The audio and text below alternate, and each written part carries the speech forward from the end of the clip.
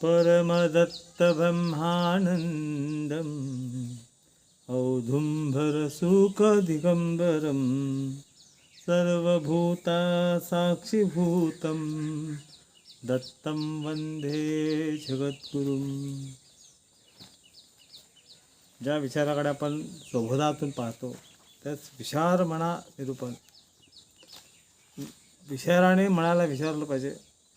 आपल्यामध्येच आपण स्वलाच बोध करतो, स्वलाच विचारलं पाहिजे. विचार म्हणा निरूपण या विचाराकडे आपण पाहतो. आता जात धर्म नाही विचार, करा धर्म माणूस सार.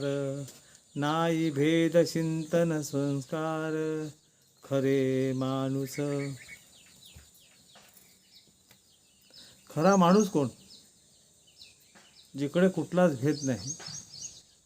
जात धर्म नाही विचार, जात धर्माचा विचार करत नाही, तो खरा माणूस. खरा धर्म माणूस सार. हा माणसामध्येच सार आहे सगळं, पण ते सार आपल्याला समजत नाही. आणि समजत नाही म्हणून खरा भेद आपल्याला जात नाही. तर भेद गेला पाहिजे. तर नाही भेद चिंतन संस्कार, हे संस्कारमय असं जीवन जगलं पाहिजे.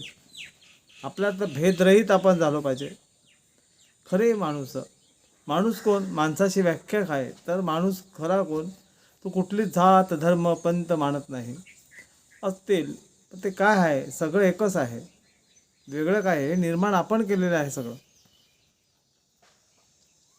हे निर्माण केलं आहे म्हणून आपल्याला माणूस माणसाचा समजत नाही, माणूस माणसाला समजून घेत नाही. मला सांगा, एखाद्या माणसाला गरज पडली रक्त नाही म्हणून, तर त्या माणसाला रक्त घ्यायचं आहे, द्यायचं आहे. तो कुठल्याही जातीचा आहे, कुठल्या समाजाचा आहे हे कळत नाही, पण रक्त त्याला देणं गरज आहे. पण ते चालते ना, मग तो माणूस का चालत नाही? माणूस पण तसाच चालला पाहिजे. आमच्यात कुठलाच भेद नाही. भले आम्ही वेगळं पंथ स्वीकारले असतील, धर्म स्वीकारले असतील, पण माणूस हा एकच आहे. त्याची पद्धती वेगळी असतात म्हणून माणूस वेगळा नाही. ह्या खऱ्या अर्थाने माणसाला आपण समजलो पाहिजे आणि खऱ्या अर्थाने आपण समजून त्याला घेतलं पाहिजे. खरा माणूस हा जगला पाहिजे आपण. तेव्हा त्या विचाराकडे आपण खऱ्या अर्थाने गेलो पाहिजे. तरच आपण एकमेका सहाय्य करू. अवघा धरू पंथ. खरा तो एकच धर्म. खरा एकच धर्म आहे माणूस. माणूस धर्म समजला पाहिजे आपल्याला. आणि समजण्यासाठी स्वबोधातून विचार हा खऱ्या अर्थाने गरज आहे. जगाला गरज आहे याची. गुरुदेव दत्त.